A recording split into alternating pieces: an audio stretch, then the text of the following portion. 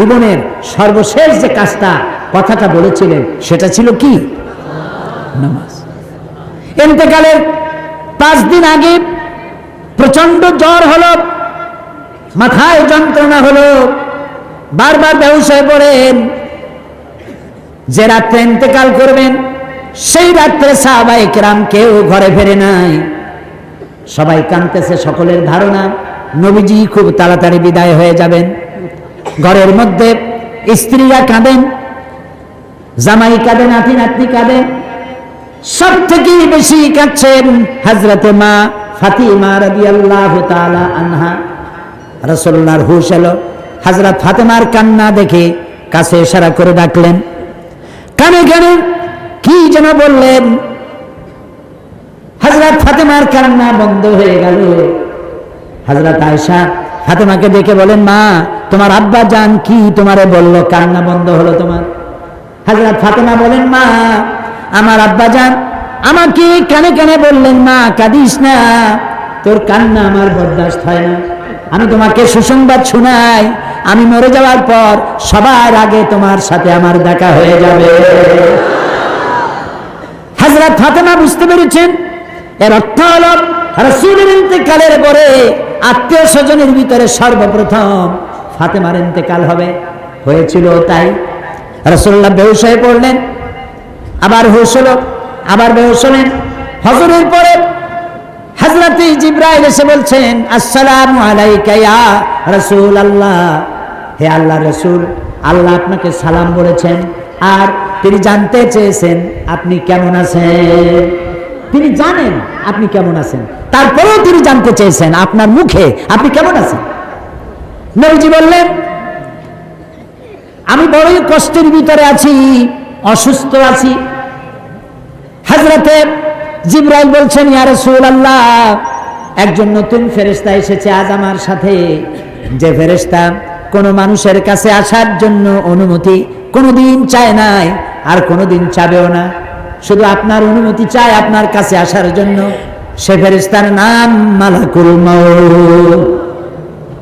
হযরতে মালাকুল মউত রাসূলের অনুমতি নিয়ে রাসূলের জাসাদ মোবারকের কাছে এসে সালাম পেশ করলেন, বললেন, ইয়া রাসূলুল্লাহ, আদম আলাইহিস সালাম থেকে নিয়ে শুরু করে এই পর্যন্ত আমি যত মানুষের জান কবজ করেছি আর কিয়ামত পর্যন্ত যত মানুষের জান কবজ করব, কারো কাছে অনুমতি চাই নাই, অনুমতি চাওয়াও আমার লাগবে না। কিন্তু আজকে আসার সময় আল্লাহ রাব্বুল আলামিন আমাকে বলেছেন আমি যেন আপনার অনুমতি চাই। রাসূলুল্লাহ বললেন, মালাকুল মউত, আমি যদি তোমাকে অনুমতি না দেই? হযরতে মালাকুল মউত বলেন, ইয়া রাসূলুল্লাহ, আল্লাহ তাআলা বলেছেন অনুমতি যদি না পাও ফিরে এসো। আল্লাহু আকবার, আল্লাহু আকবার। হযরতে জিবরাইল বলেন, ইয়া রাসূলুল্লাহ, আল্লাহ রাব্বুল আলামিন আপনার সঙ্গে দিদারের ইন্তজার করতেছেন। নবী বললেন, মালাকুল মউত, তুমি তোমার কাজ শুরু করতে পারো। মালাকুল মউত যখন জান কবজ করতে যাবে, রাসূলুল্লাহ বললেন, আয়েশা একটু কাছে আসো। ওই যে সোনা ছিল কয়েক টুকরা, সোনাগুলোর খবর কি? 6 টুকরা, ছোট্ট ছোট্ট 6টা টুকরা সোনা ছিল, সোনাগুলো কই? হযরত আয়েশা বলেন, আমি তার যত্ন করে রেখেছি। নবীজি বলছেন, এক্ষুনি স্বর্ণ টুকরাগুলি সদকা করে দাও।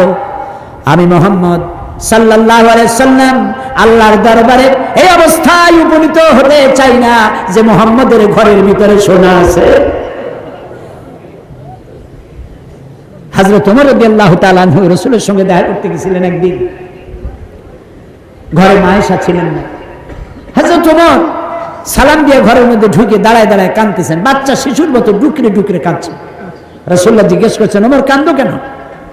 হযরত ওমর বলছেন, আমি বিশ্বনবীর ঘর দেখতেছি, ছোট্ট একটা ঘর, এক কোণায় একটা সরাহি পানি রাখার পাত্র কাইতে হয়ে পড়ে আছে, একটা গ্লাস কাইতে হয়ে পড়ে আছে, আর এক কোণায় 1 কেজি কি আধা কেজি জব পড়ে আছে, আর রাসূল শুয়ে আছেন দড়ি দিয়া বুনানো একটা খাটিয়ার উপরে, চাদর নাই, বালিশ নাই, হাত মোবারক মাথার তলে দিয়ে শুয়ে আছে। পিঠ মুবারকে দড়ির দাগ কেটে আছে। হযরত ওমর বলছেন, ইয়া রাসূলুল্লাহ, আমি তো বরদাস্ত করতে পারছি না। বিশ্বনবী তার পিঠে দড়ির দাগ, পানির পাত্র কাইট হয়ে পড়ে আছে, খাট নাই, বালিশ নাই। আপনি আমাকে অনুমতি দেন, আমি আপনার জন্য এত তুসুক বানাই দিয়ে আসি। রাসূলুল্লাহ বললেন, ওমর, আমি তো দুনিয়ায় শান্তি করতে আসি নাই। আমি যদি ওহদ পাহাড়কে বলি, ওহদ আমার জন্য সোনায় পরিণত হয়ে যা, ওহদ পাহাড়টাই সোনা হয়ে যাবে। শান্তি করতে আসি নাই। নবীজি বললেন, আয়েশারে সোনাগুলি বিতরণ করে দাও, সদকা করে দাও। মালাকুল মউতকে বললেন, তুমি তোমার কাম সারো। জান কবর শুরু হয়ে গেল।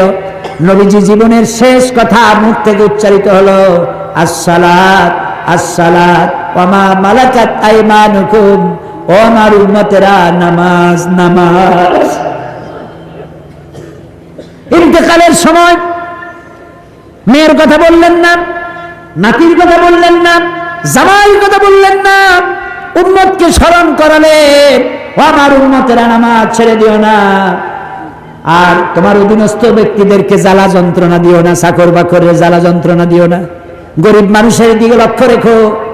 আর আমি চিরজনমের মতো তোমাদের থেকে বিদায় নিয়ে গেলাম, নামাজ ছেড়ে দিও না। কিয়ামতের দিন ওই রাসূল যদি আমাদেরকে উম্মত বলে পরিচয় না দেন, জান্নাতে যাওয়ার উপায় নাই।